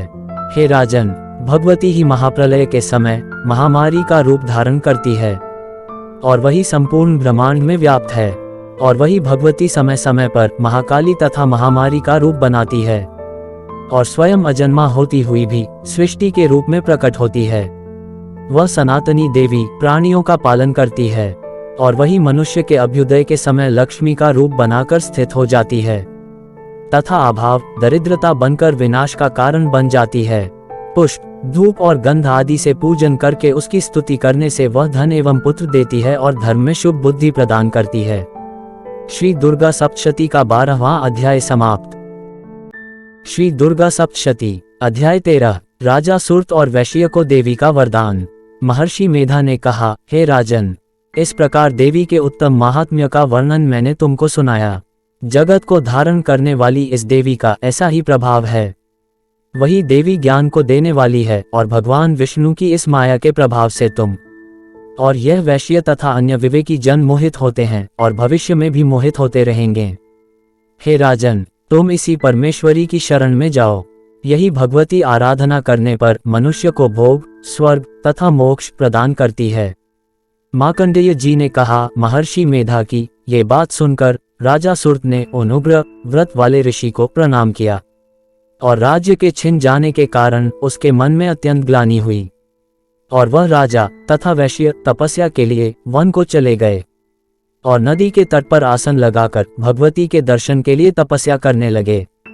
दोनों ने नदी के तट पर देवी की मूर्ति बनाई और पुष्प, धूप, गंध, दीप तथा हवन द्वारा उसका पूजन करने लगे। पहले उन्होंने आहार को कम कर दिया, फिर बिल्कुल निराहार रहकर भगवती में मन लगाकर एकाग्रता पूर्वक उसकी आराधना करने लगे। वह दोनों अपने शरीर के रक्त से देवी को बलि देते हुए 3 वर्ष तक लगातार भगवती की आराधना करते रहे। 3 वर्ष के पश्चात जगत का पालन करने वाली चंडिका ने उनको प्रत्यक्ष दर्शन देकर कहा, हे राजन तथा अपने कुल को प्रसन्न करने वाले वैश्य, तुम जिस वर की इच्छा रखते हो वह मुझसे मांगो, वह वर मैं तुमको दूंगी, क्योंकि मैं तुम पर अत्यंत प्रसन्न हूँ।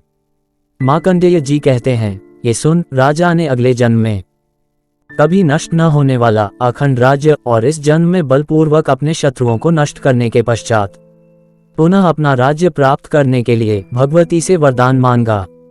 और वैश्य ने भी, जिसका चित्त संसार की ओर से विरक्त हो चुका था, अतः भगवती से अपनी तथा अहंकार रूप आसक्ति को नष्ट कर देने वाले ज्ञान को देने के लिए कहा। देवी ने कहा, हे राजन, तुम शीघ्र ही अपने शत्रुओं को मारकर पुनः अपना राज्य प्राप्त कर लोगे। तुम्हारा राज्य स्थिर रहने वाला होगा। फिर मृत्यु के पश्चात आप सूर्यदेव के अंश से जन्म लेकर सावर्णिक मनु के नाम से इस पृथ्वी पर ख्याति को प्राप्त होंगे। हे वैश्य कुल में श्रेष्ठ, आपने जो मुझसे मांगा है वह आपको देती हूँ। आपको मोक्ष के देने वाले ज्ञान की प्राप्ति होगी। मार्कंडेय जी कहते हैं, इस प्रकार उन दोनों को मनोवांछित वर प्रदान कर तथा उनसे अपनी स्तुति सुनकर भगवती अंतर्ध्यान हो गई। और इस प्रकार क्षत्रियों में श्रेष्ठ वह राजा सुर्त भगवान सूर्यदेव से जन्म लेकर इस पृथ्वी पर सावर्णिक मनु के नाम से विख्यात हुए। दुर्गा सप्तशती का 13वां अध्याय समाप्त।